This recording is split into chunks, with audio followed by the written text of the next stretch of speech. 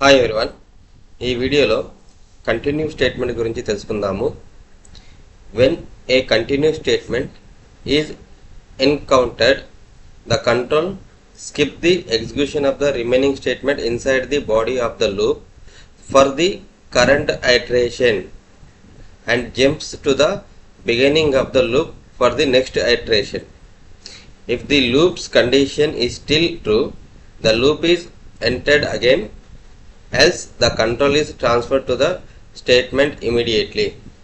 So ఇక్కడ ఏంటి అంటే కంటిన్యూ స్టేట్మెంట్కి సంబంధించింది మనము ఇచ్చిన లూప్లో ఒక స్పెసిఫిక్ కండిషన్, ఒక స్పెసిఫిక్ క్రైటీరియా మ్యాచ్ అయిన తర్వాత ఆ మ్యాచ్ అయిన క్రైటీరియాని స్కిప్ చేసేసి అది ఎగ్జిక్యూషన్ చేయకుండా రిమైనింగ్ బాడీ ఆఫ్ ద లూప్ని ఆ ఐటరేషన్ని ప్రింట్ చేయడం కోసం అని చెప్పి కంటిన్యూ స్టేట్మెంట్ ఉపయోగిస్తాము. సో ఎక్కడైతే క్రైటీరియా మ్యాచ్ అవుతుందో ఆ మ్యాచ్ అయిన క్రైటీరియాని తప్పితే ఒక లూప్కి సంబంధించింది ఇంకా ట్రూ కండిషన్ కంటిన్యూ అయిందనుకోండి, ఆ మ్యాచ్ అయిన కండిషన్ తప్పి రిమైనింగ్ పార్ట్ ఏదైతే ఉందో ఆ ఎగ్జిక్యూషన్ కంప్లీట్ చేసేసి లూప్ని టర్మినేషన్ చేసుకుంటూ లాస్ట్కి సంబంధించింది స్టేట్మెంట్ ఏదైతే ఉంటుందో ఆ స్టేట్మెంట్ ప్రింట్ చేస్తుంది. సో ఇక్కడ ఎగ్జాంపుల్గా ఒక ప్రోగ్రామ్ రాయడం జరిగింది. ఇక్కడ print values from 0 to 6 except 3 అంటే మనం ఇచ్చిన కండిషన్లో 1 నుండి 6 వరకు ప్రింట్ చేయమంటున్నాము, కానీ 3ను మాత్రం అవసరం ప్రింట్ చేయొద్దని చెప్పడం జరుగుతుంది. సో ఇక్కడ దానికి రాసిన కండిషన్ ఇక్కడ ఫార్ములా ప్రోగ్రామ్ వచ్చేసి దానికి రాసిన ప్రోగ్రామ్ వచ్చేసి so number equal to 0 for number in range of 6 colon number plus or equal to 1 if number double equal 3 colon continue. Print of number has value plus string of number. Print of end of loop. So ఇట్లా మనం ఒక code రాయడం జరిగింది. So ఈ కోడ్కి సంబంధించి explanation చూడండి. ఇప్పుడు మనము నెంబర్ అనే వేరియబుల్లో ముందుగా 0 అనే వాల్యూ అసైన్ చేయడం జరిగింది. సో ఇప్పుడు నెంబర్ అనే వేరియబుల్లో 0 అనే వాల్యూ స్టోర్ అయి ఉంది. సో నెక్స్ట్ లైన్ ఏం చేసాము, for number in range of 6. So ఇక్కడ నెంబర్ అంటే ఏంటి 0, ఈ 0 అనేది రేంజ్ ఆఫ్ 6లో ఉందా లేదా వెరిఫై చేయమని చెప్తున్నాము. సో వెరిఫై చేశాక ఒకవేళ రేంజ్ ఆఫ్ వాల్యూలో ఉంటే నెక్స్ట్ ఏం చేస్తున్నాము, number plus r equal to 1 అంటే so number is equal to n plus 1. So 0 plus 1 ఏమవుతుంది, 1 అవుతుంది. ఇక్కడ కండిషన్ ఇంక్రిమెంట్ అయ్యాక మళ్ళీ మనకి if number double equal to 3 increment అయ్యి ఇక్కడ కండిషన్ వెరిఫై చేస్తుంది. ఇక్కడ నెంబర్ వాల్యూ ఎంత అవుతుంది, ఇప్పుడు 1 అవుతుంది. 1 అనేది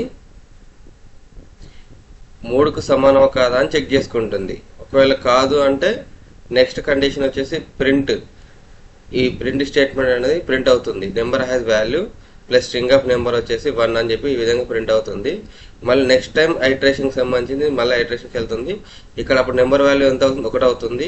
ఆ 1 రేంజ్ ఆఫ్ 6లో ఉందా లేదా చెక్ చేసుకుంటుంది. చెక్ చేసుకున్న తర్వాత ఇక్కడ ఇంక్రిమెంట్ అవుతుంది. ఇంక్రిమెంట్ అయిన తర్వాత ఇక్కడ నెంబర్ ఎంత అవుతుంది, 2గా అడిషన్ అవుతుంది. సో ఇప్పుడు 2 ఈక్వల్ టు 3 అనుకోండి. సో 2 ఈక్వల్ టు 3 అంటే ఫాల్స్ కాబట్టి నెక్స్ట్ మనకి ఏది ప్రింట్ అవుతుంది, నెంబర్ హ్యాస్ వాల్యూ ఆఫ్ 2 అని చెప్పి ఈ లైన్ ప్రింట్ అవుతుంది. మళ్ళీ నెక్స్ట్ ఐటరేషన్ అవుతుంది. ఇక్కడ నెంబర్ వాల్యూ ఎంత అవుతుంది, ఇక్కడ 2. సో 2ని ఇక్కడ ఇంక్రిమెంట్ చేస్తున్నాము. సో ఇక్కడ 3 అవుతుంది.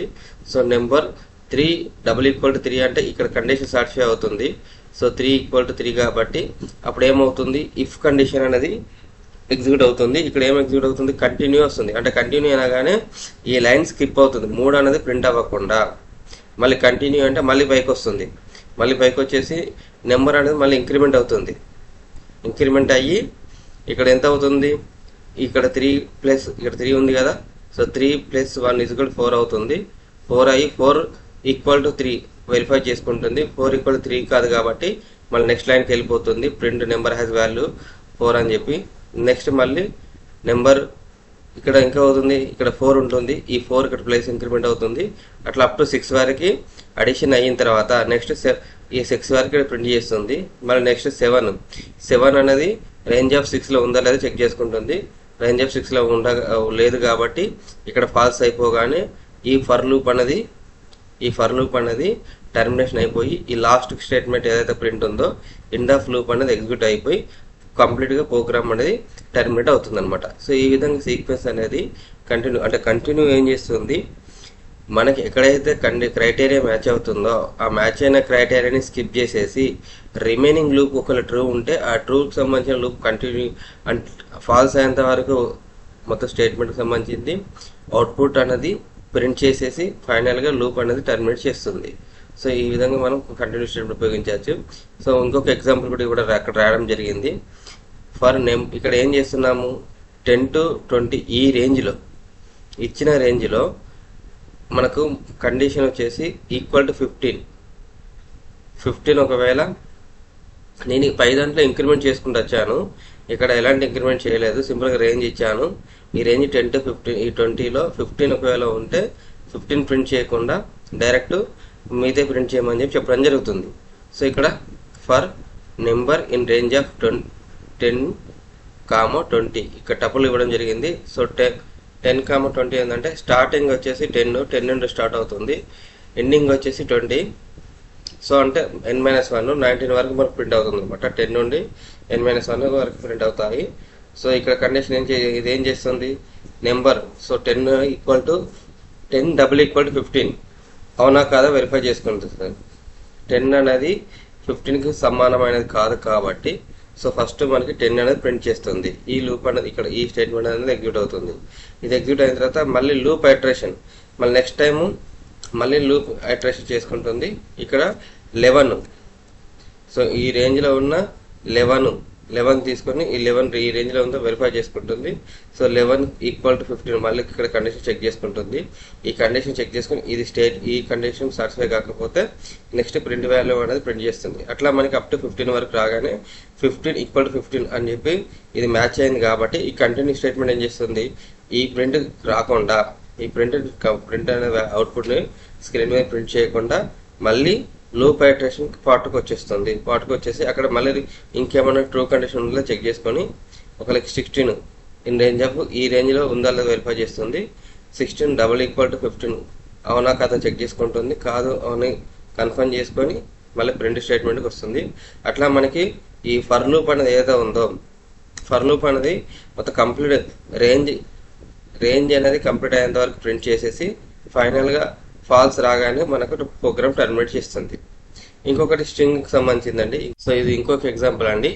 ఈ ఎగ్జాంపుల్ ఏంటి అంటే నేను ఇచ్చిన ప్రోగ్రాంలో $_ ఏదైతే ఉందో ఈ $_ స్కిప్ చేసేసి డైరెక్ట్ హలో వరల్డ్ ప్రింట్ చేయమని చెప్పి పైథాన్ ఇంటర్ప్రిట్ చెప్పడం జరుగుతుంది. సో దానికి ఈ విధంగా ప్రోగ్రామ్ రాయడం జరిగింది.